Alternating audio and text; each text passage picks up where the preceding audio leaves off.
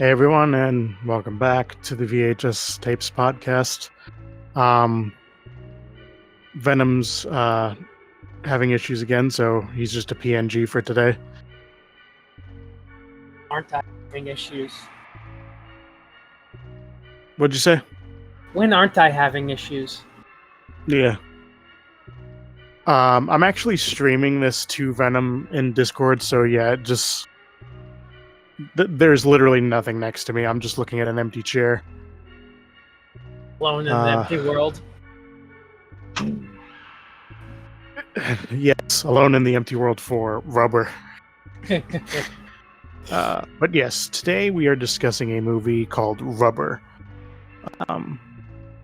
Son of a bitch, my notes screen just keeps switching to something else. There we go. Alright. Audience that don't know, Rubber is a movie about a psychokinetic tire that kills people. Yes. And the movie... Sorry, continue. No, go ahead. The movie is just like about absurdity and nonsense and no reason. Yeah. As a matter of fact, the opening, as soon as we saw this opening, I was just like, this is going to be something special. Because it just starts, it's on a dirt road, and there's a bunch of chairs, and there's a guy that's carrying way too many binoculars. And a car comes up, and it's just like hitting all of the cars really slowly as it winds up the path. And then a guy gets out, and he explains the whole no reason thing. It's a homage to No Reason. And then just like the whole intro is literally just there to be for no reason. He pours out a glass of water, and after his whole little speech to the camera, and then the binoculars are passed out to an audience, which apparently they're there to watch the movie in like real time. One thing about the intro is the monologue he gives. Most of the things he says has no reason, have a reason. Like, for instance, in Oliver Stone's JFK, why is the president suddenly assassinated by some stranger? No reason. Yeah. And it's just like, in Love Story, why did the two characters fall madly in love with each other? No reason. In The Pianist by Polanski, how come this guy has to hide and live like a bum when he plays the piano so well? Once again, the answer is no reason. Of course, there's a reason to that one as well. So it's like we start off with kind of like, don't take all the dialogue seriously because it's nonsensical and like, yeah, it was good. It was funny. Yeah. But I just love the little side plot of everybody's like watching the movie. It's like, how did they know?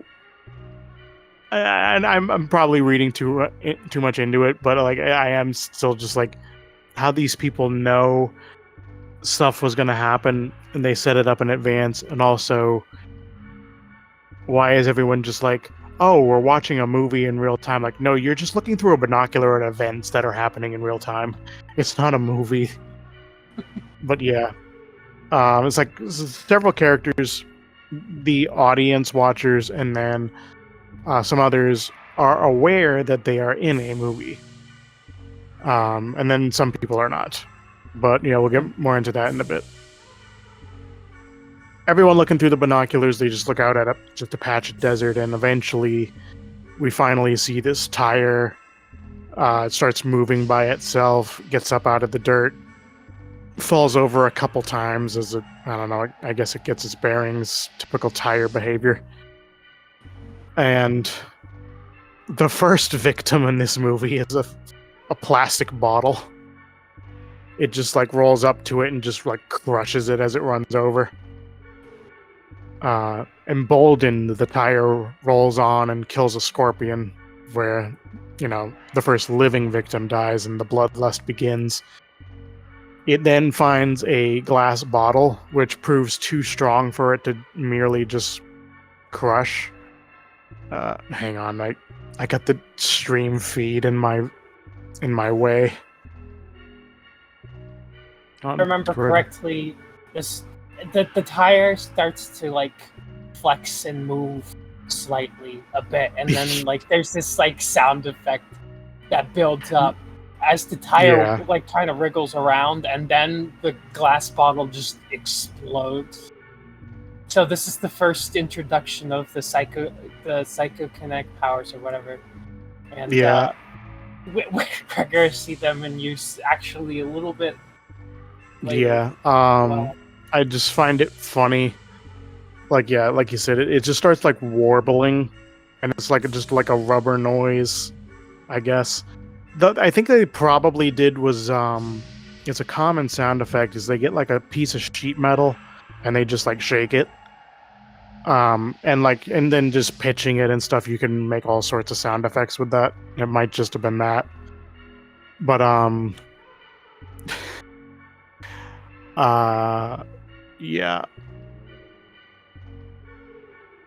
Let's see. The next victim is just an empty can of beans. That it just gets exploded as well. And eventually, the tire just, I guess, gets tired and passes out. Yeah.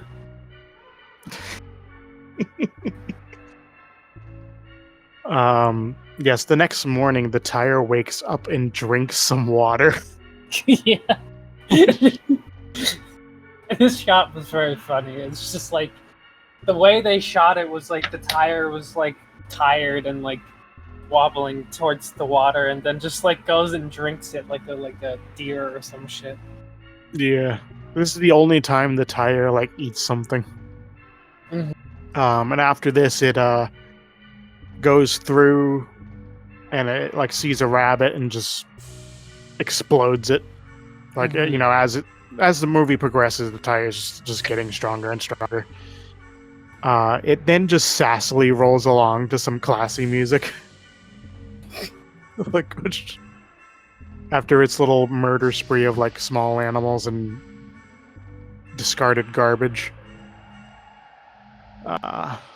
Yes, and let's see next. At the road, the tire discovers a girl driving her car along and stops her car and tries to roll along to catch up. A truck driver hits the tire, it knocks it out, and the girl just ends up leaving. I think I kind of already said this, but my next note was I'd like to take a second to say the warbling rubber sound when it charges up to kill something is just perfect. Mm-hmm. Next victim, a small blackbird. Alright. I don't talk the whole time, so I'll let you, like, go next. So, now, tire's at the gas station, and the person that hit the tire is there, and he's filling up his tank, gets in, the tire sees him, does the warbling, blows his head up. I think this is the first head explosion we get of the movie, so we get to see how violent it is. It's the first human victim. Yeah, I love it took so long. Like the tire just sat there for a bit and started doing it, and the guy's just like looks out of his window at it like, the fuck, and just like sits there for a little bit, and then finally it happens. Because it's like, you know, the tire's like is getting stronger, but it's still just not like quite powerful enough. Yeah. Yeah, so it's so yeah, we get the first human death. So I'm reading through your notes right now, and so you mentioned something about the. What now? I didn't catch what you said. Oh, reading my notes and I'm reading your notes. Okay, so it's at the. So now we're at the motel. And actually, you want to do this bit? All right.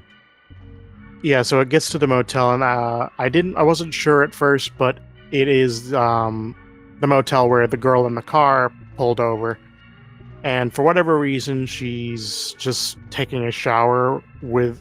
Also, it's also the design of this motel room is stupid. The shower and the bathroom are perfectly lined up with the door into the room, and she's left both doors open, as far as I could tell. And I'm just like, okay. Reckless. And the tire just pulls up and is just like, just sits in the doorway, like, damn. It was immediately is followed by cutting back to the audience watching. One guy just says, "This is the first time in my life I identify with a tire."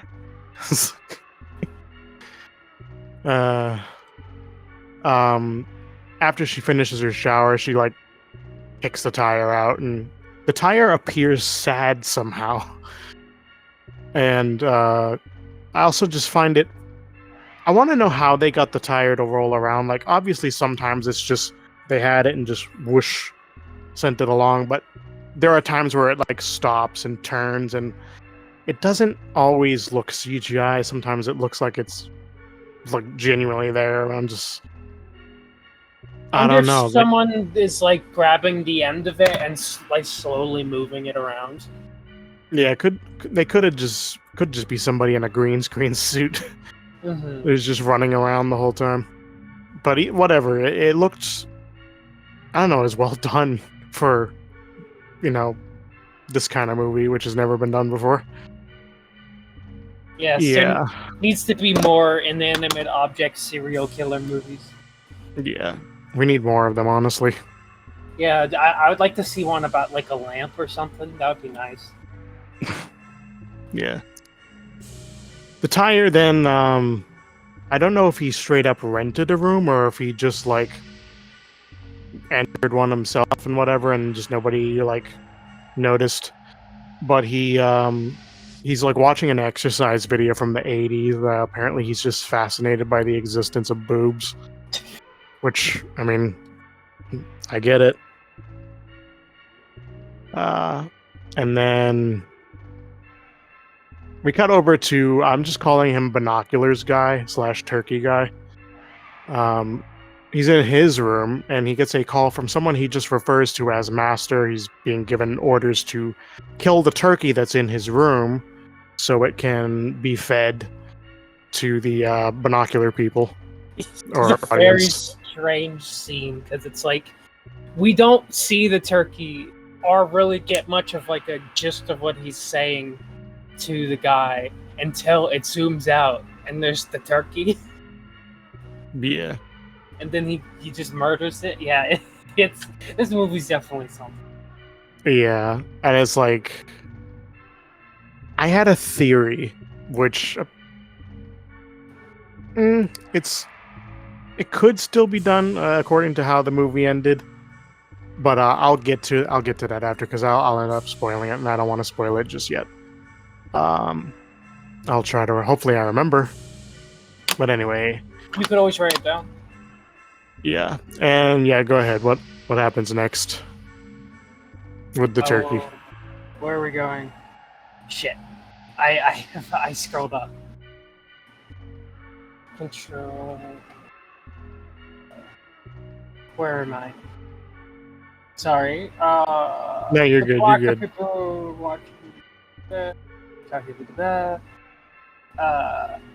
guy answers the call. Next morning, he gives the turkey to the people, and they attack it like animals. They all sing like with their hands, like grab out and like tear pieces off, and then the one guy in the wheelchair who's watching from the sidelines looks at them and he's like, "You're a bunch of animals" or some shit. I forget exactly what he says. Yeah. And then goes back to watching. So he's the only person that did not eat the turkey, which is actually semi-important. Yeah, it's just like the viciousness that they went at it. It's like there's a scene in the Two Towers when the orcs are getting in an argument. They kill one of them because they wanted to eat one of the hobbits, and he was like, "No." They killed that orc, and they're like, "Meat's back on the menu, boys," and you just see intestines and shit just flying everywhere as they're eating the guy. Like, they weren't even the orcs weren't even that animalistic when they were eating that guy. These people were like desperate. So And and they had only eaten like just the previous day. Mhm. Those orcs hadn't eaten nothing but maggoty bread for 3 stinking days. Goes to show that orcs got nothing on us. Yeah. That's why we won the war. Mhm. So, see, the maid enters the room, then checks the shower. She finds the tire and just chucks it out, thinking that someone was just, like some weirdo put it in there or something. This angers the tire. Yeah. Yeah, and also, she also like just says like, "Oh, this stupid fucking tire." She throws it out, and like anytime someone says something like this, it's like it's the equivalent of saying the N-word.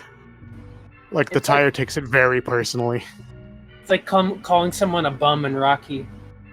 Yeah. Yes. So, of course, this angers the tire to the extent that he resorts to murder. And then watches a nature documentary after. Yes. That was my favorite bit. It's just like you get the... I don't think you see it.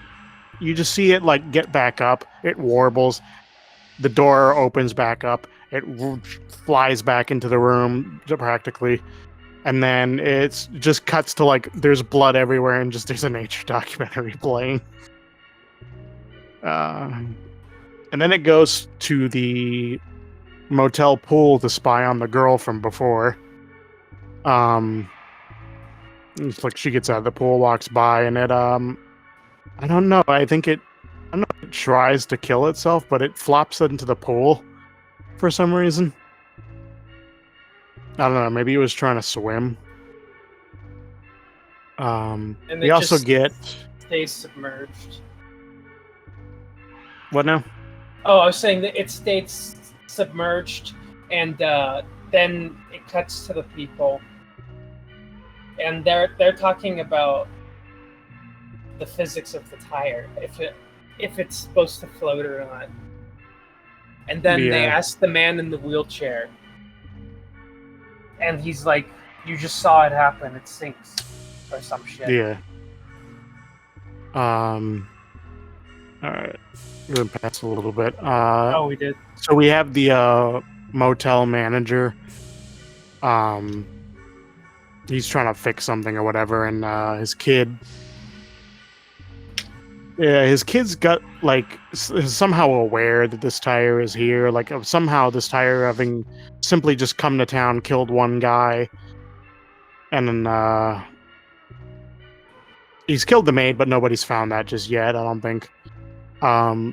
There's rumors in town about a tire with mind powers, for whatever reason. And the dad's just like, get the fuck out, go get me a pizza. So he goes gets a pizza. As he's biking back, there's a hitchhiker that like tries to flag the kid, and I'm just, where was he gonna sit? The kid's on a bicycle, a 1-seat bicycle. What was he gonna do? The kid stops and finds I think the bird that the tire killed the day before. Mm-hmm. And he just like puts some of the bird in the pizza right in front of the hitchhiker just to piss his dad off, and then the guy's just probably like, the fuck is wrong with this kid?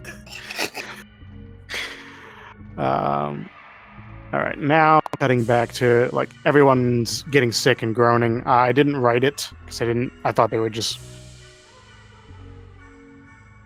have eating a turkey off of literal sand. I thought maybe that would have just made them upset, but no, they actually die because it was poisoned. At this point, son of a bitch. Fucking VR chat's crashed again, just like that Resident Evil episode.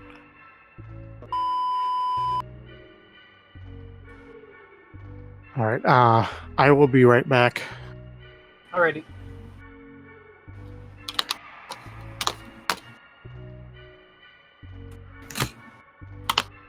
All right, we're back. Unfortunately, sometimes VHS is a little pain in the ass, and we'll just disconnect you. So that's what happened to me. It happened in that Resident. Wait. So I forget it. I think the Resident Evil 3 episode will have already come out by now.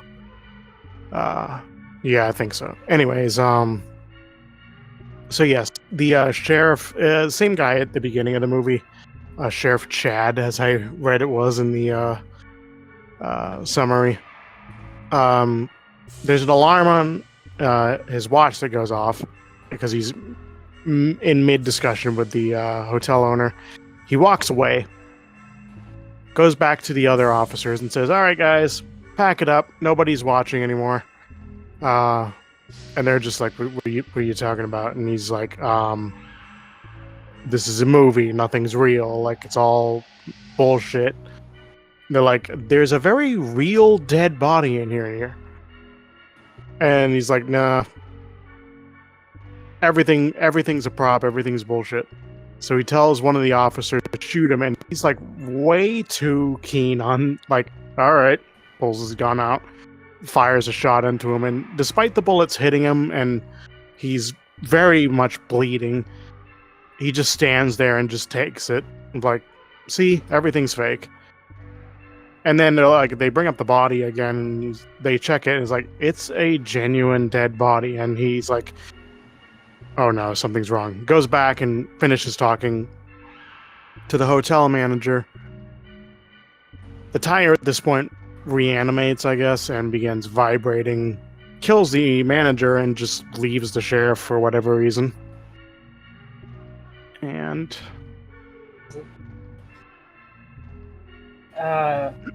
so before he goes to the cops and tells them to go home, the sheriff, he also tells the manager to go home as well. He's like, it's like what's happening is done. You can go home now. And then and so it's like that whole scene. So basically, it's like that implies that they're putting on the whole show for the audience, but they were also planning to kill them. So it's like, what's the exercise for? What are they doing? Well, I'm sure it's for no reason. Mm-hmm. And let's see. So the tire comes across a mirror and has a moment of self-reflection, literally. It's, sees, some stuff that's happened, in the last day. And there's one shot of the tire is, still attached to a vehicle and it's being driven on, like, it's through like a wooded area, I think. But it has no reason being there because it's not elaborated on again. I was like, damn, we were about to get some lore here. Nope. Mm-hmm. Tire too. Yeah. I mean rubber too. I call it tire. Yes. We need a sequel. This movie actually came out in 2010, so like, this movie's been out for 13 years. Dang. We need the sequel. The end literally sets up a sequel. Mm-hmm. But yes, it's the kid interrupts it and asks, like, did you kill Martina, the maid? It just rolls away. It doesn't even care. Then the sheriff goes back to the team and tries saying, like, the killer is a tire, and they ask questions about the tire's appearance, like, is it worn? And this one was really really just pushing it. One guy just, like, I swear he grinned and was like, is it black? Yeah. It's like, yeah, pretty much every tire's black. But it's supposed to just be like really pushing it on like a racist joke. Mm-hmm. But yes, they asked something else. I just don't remember what it was because I was like, I'm frantically trying to write a synopsis of and random notes as the movie's playing. But yes, then yeah, I'll let you explain the scene where the binoculars / turkey guy visits the old dude with a shitload of food. Okay, so the um, the binocular guy gets visited by the turkey man. He's the guy from the beginning, and it's like, okay, so I see that you didn't eat the turkey, so instead I brought you all of these things. There's eclairs, there's like really fancy food, and the guy's like, nope, I'm not hungry. He's like, are you sure? And he's like showing him all this stuff, and he's like, I just came for the show. And so I forget if that's when the guy starts eating, not the guy in the tie with the tie starts eating, but yeah. So it's like very shortly after. Then we get the tire. So the way you say it is the cop pulls over the tire. I forget how this scene goes. It's like he's in the middle of the road and the tire is there, and they just kind of have like a stare down for a second, and the driver's head explodes, but I don't know if the other person in the car's head explodes. Yeah, it didn't show it. And then yeah, it goes back to turkey guy, and he's just like pigging out, and he tells a story about I think an accident where him and his brother were skiing or sledding or something, and his foot got stuck somewhere, and instead of getting help, he just bashed his brother's head open with a rock. It's like, oh yeah, oh that was so sad. And then he just like starts like having the stomach problems because all the food's poisoned. Mm-hmm. He's eating all the food as he's dying as well. Yeah.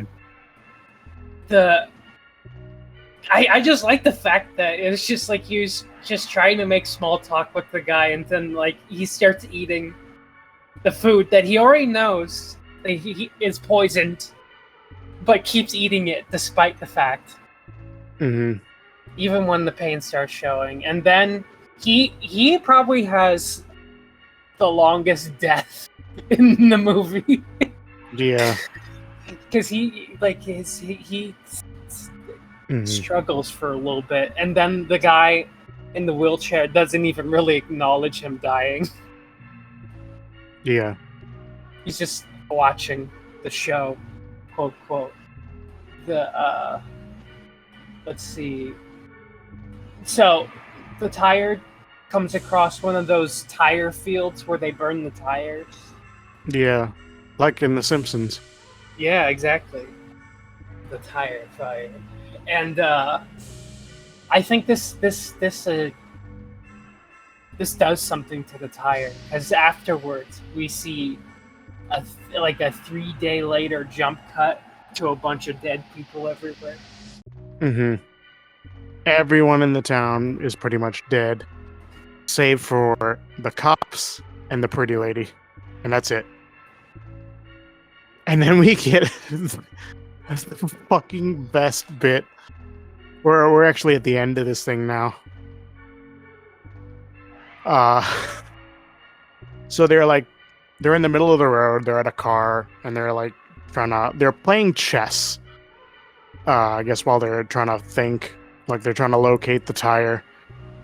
And finally it's like, I guess it was something on the radio like, we found it. And they set up a plan which they get the pretty girl that the tire liked. They get a microphone, they get some speakers, and they get them onto a van, and they get it set up outside, like the hotel room or whatever it's sitting in. And outside the room, they set up a dummy with some C4 strapped to it.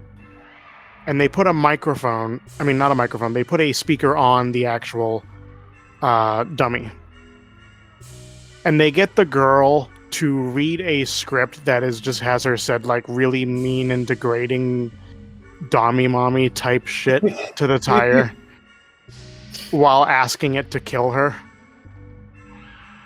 And at one point she just like, it's like, who the fuck wrote this shit? And then Sheriff Chad like takes a turn for a little bit, but he's doing it really badly, so she just takes over again. And then suddenly there's a knock at the back of the van. It's the old wheelchair guy. He's asking like, what is going on in this scene? Like, you guys could just blow up the tire with a rocket launcher or a flamethrower. And Sheriff Chad's just like, no, you see, we gotta do this in a particular way, because this is build up for like, you know, the actual climax. And he's like, just go away. Just continue watching the movie and leave us alone. The girl continues. At this point, yeah, the tire has come out. And, it's been listening, but it's just not really phased. But finally, she calls the tire nothing but a rubber shit. And this is just, too far. It explodes the dummy's head, but the C4 doesn't seem to go off.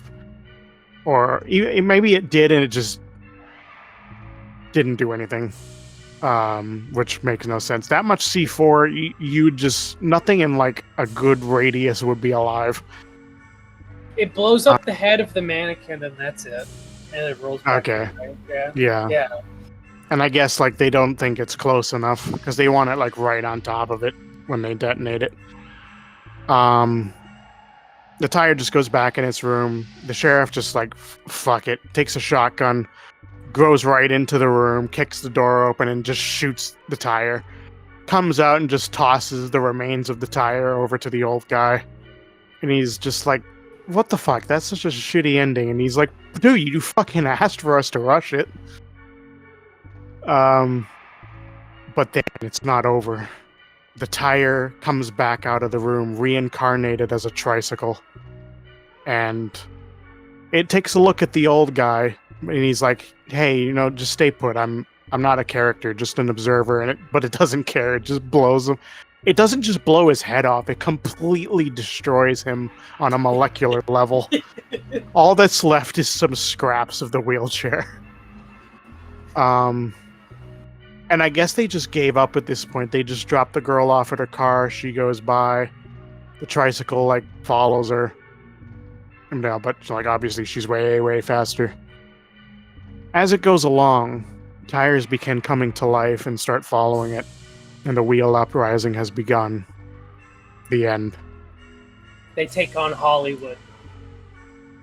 Yeah. They all show up at the Hollywood sign really dramatically. And then it's the end. Beautiful. So, what a movie. Yeah. So fucking dumb. And I want more. I need the sequel. That has lots of flashbacks so we can see the story of like what happened between the tire just being a regular tire and being apparently abandoned in the desert. Like, that just made it like go on this murder spree. And why did it go to Hollywood? That does wrap into my idea. The whole thing with the binoculars guy answering the phone and this mysterious master who's never elaborated on. I had a theory that something was going to happen at some point where the tire was going to become so powerful it traveled back in time a few days. And then just the whole movie thing was really just it ordered this guy to like round up these people because it wanted the people to watch its story and see what it went through so it could, they could understand. But even then, that doesn't make sense because, like, why would you order them to be killed before it's over? But still, it would fit in because no reason. Yeah. I also feel like one of the underlying messages it doesn't mention is the audience doesn't know shit. Like the old man coming in and talking about the rocket launcher thing felt really like that was one of the points. Is like the audience kept like putting in like shit that didn't like fit, like when they were talking about if the tire was gonna get laid or some shit. I feel like that was one of the messages too. Is like the audience doesn't know goddamn all. Yeah. So this guy, the director, Quentin Dupuis. I'm sorry, I don't know how to pronounce his name. Yeah. He does a bunch of other random things, random movies. I'm gonna name this one. Came out 9 years after. It's called Deerskin. A man's obsession with his designer deerskin jacket causes him to blow his life savings and turn to crime. Like what? Oh, okay, we're going to be checking out some more of this guy's work in the future because this sounds great. Also, yeah, if I am correct, he also plays Sheriff Chad.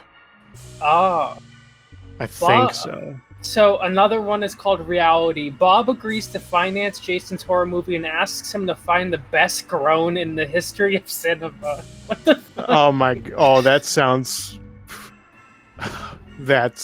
great. Let's just write this guy into podcast ideas, and I'll just look up like a list of movies, and we're gonna watch more of this shit. Oh shit! He did one recently, as recent as last year.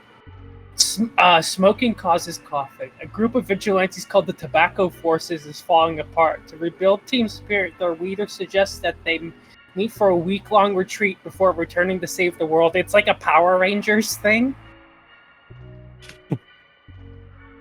So yeah, nice. we're definitely gonna. Okay, let's see.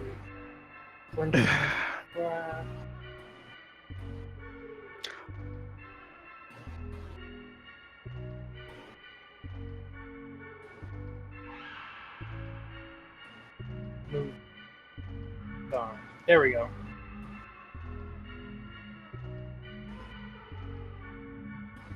All right, I'm just trying to look up and confirm I do have that right, that the sheriff is... Okay, no, I was wrong. It's not the director, it's Steven Spinella is... Oh, Lieutenant Chad. I thought it was Sheriff Chad. Oh. Okay, that was confusing. All right, whatever. I don't know. I must have been looking at the wrong page. But yeah, it's definitely really fucking stupid and funny. I loved it. Oh yeah, very meta, incredibly meta movie. It did not take itself seriously at any point in time, and it was great for that. Yeah, because when I heard about this movie, I did not expect it to be like this. Like, directed. I thought it was just going to be kind of like a grindhouse horror film, like old school, like Slaughterfest. I mean, it was like people, but I wasn't expecting there to be such a like strange meta plot interwoven in between. Yeah, I didn't either until like the opening is just like, what the hell is going on? Mm-hmm. Granted, I think it would have needed that because even just having the tire, like if they took out the audience thing and it was just a tire coming to life and killing people, it might have just not had enough. It still probably would have been, funny to watch, but the extra meta shit just took it to another level. Mm-hmm. Yeah. Yeah. I'm looking forward to seeing if this is one of his best works. I think that's what we should do at the end, is be like, where does Tire go on the Quentin whatever scale? Mm-hmm. Yeah.